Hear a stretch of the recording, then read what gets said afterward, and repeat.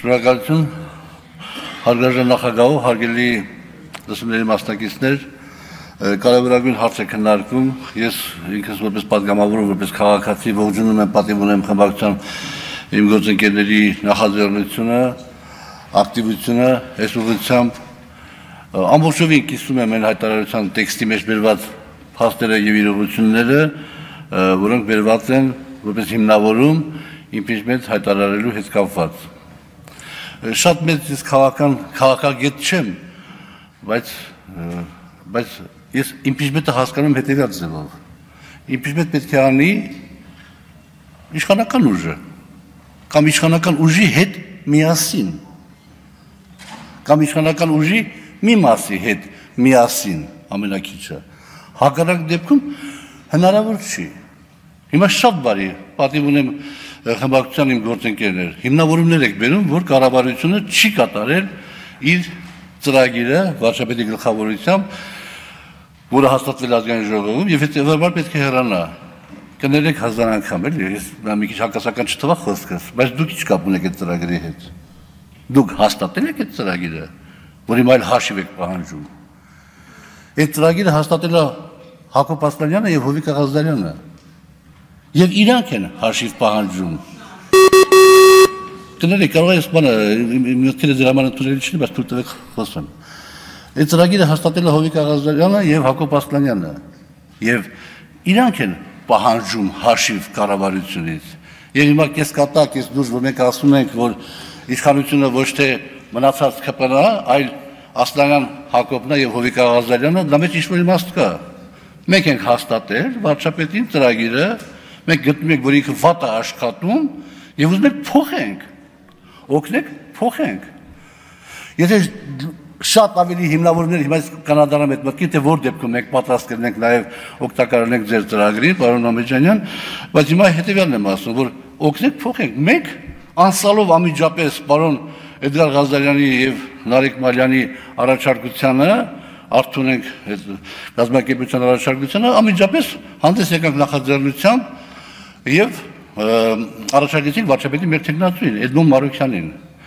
Հա, հրապարակային, ոչ հրապարակային, այնպես խոսակցությունների ժամանակ բոլորը շատերն ասում են, որ Էդմոն Մարուկյանը դա երկրորդ Նիկոլ Փաշինյանն է։ Ո՞նց մենք աջակցենք այդ տեխնացուին։ Հասկացանք, Էդմոն Մարուկյանը երկրորդ Նիկոլ Փաշինյանն է։ Էդմոն Մարուկյանը ավելի վատն է, քան Նիկոլ Փաշինյանը։ Ձեր նպատակը, մեր նպատակը ո՞րն է։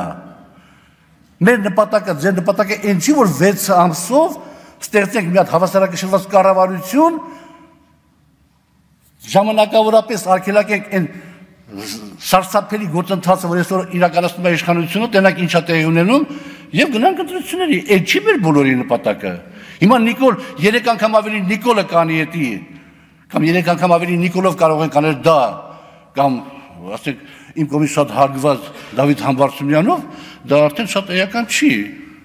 Բայց հարց, ինչու չեն, ասենք, մեր ընդդիմադիր գործընկերները, շատ քաղաքագետները, շատ քաղաքական գործիչներ վստահում Հակոբ Ասլանյանին եւ Հովիկ Աղազարյանին, որովհետեւ գտնում են, որ իրենք Նիկոլ Փաշինյանի պրոյեկտն են։ Հասկացանք, մենք Նիկոլ Փաշինյանի պրոյեկտն ենք։ Ձեր ասածն է։ Բայց եթե դուք մեր միջոցով եւ մեր հնարավորություններով Նիկոլ Փաշինյանին հեռացնում եք իշխանությունից եւ 6 ամսով ստեղծում եք ժամանակավոր կառավարություն հավասարակշռված ու գնում եք բացիկ արդար ընտրությունների, Նիկոլ Փաշինյանն ներկայանում է այդ ընտրություններին հանգստանալուց հետո իր ծրագրով 300,000 փախստականներ բերելով Հայաստան, մյուս հարցերը լուծելով, ժողովուրդը 4-րդ հանրապետություն ստեղծելով Եվ ժողովրդից ձայն կտա, որ 4-րդ հանրապետության տակ էլ ինքը մի քանի ուրիշ բաներ է սղացնի, որ այսօր մենք չգիտենք, որ ես գիտեմ, թույլ տանք այդ ժողովուրդը կընտրի, դուք ընտրի, ինչից եք վախենում։ Դուք վախենում եք, անհանգստանում եք, որ մենք Նիկոլ Փաշինյանի պրոյեկտն ենք եւ հետեւաբար վստահություն չունենք։ Մենք Հակոբ Ասլանյանն եւ ես անհանգստանում ենք այն հանգամանքով, որ 95 թվականից սկսած բոլոր ընտրությունները կեղծվել են, տոտալ։ Բայց մենք էլ մեր անհանգստություն ունենք։ Դուք էլ մեր անհանգստությունը հարգեք։ Դե ուրեմն ինչ պետք է անել։ Ինչքան մենք Նիկոլ Փաշինյանի պրոյեկտն ենք, ինչքան էլ Էդմոն Մարուկյանը 3 անգամ ավելի Նիկոլը, քան Նիկոլը, մենք ամենևս առաջարկություն ունենք։ նստենք մի հատ խոսանք, տեսնենք որ տեխնացուի դեպքում, այդ ոնց եղավ որ Միքայել Սրբազյանի դեպքում համախմբեց երկու խորհրդարանական խմբակցությունները եւ մենք էլ պատրաստակամություն հայտնեցինք եւ ստացվեց միգուցե այդպիսի մի տարբերակ գտնենք։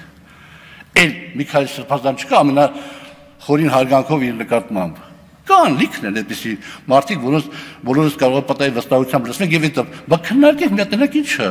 Մենք մեր անհագստությունները բերենք Մյուսների հատանագությունները բերենք, քննարկենք, գտնենք այն տեխնոլոգիան եւ այն ճանապարհը, որը հնարավորություն կտա 6 ամսով Հայաստանում ստեղծել